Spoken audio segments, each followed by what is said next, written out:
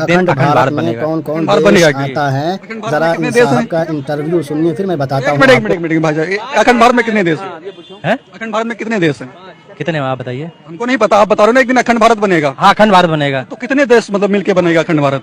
है अखंड भारत मतलब क्या है? विश्व में पंचम लड़ाएगा भारत का। अरे विश्व में डंका बज रहा है, अभी तो बज रहा है, लेकिन अखंड भारत मतलब क्या, हम समझ नहीं पा रहे हैं। अखंड भारत मतलब क्या?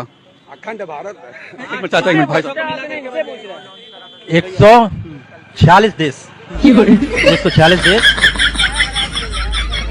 भाई साहब रुक जाओ तुम ना बोलो। 146 देश, 146 राज्य में अभी लहरा रहा है। ठीक, और क्या कहते हैं, अफगानिस्तान, पाकिस्तान, भूटान, अरे रुक जाओ बोलने दो भाई, बांग्लादेश, म्यांमार, नेपाल, मालदीव, चाचा एक तिब्बत, श्रीलंका।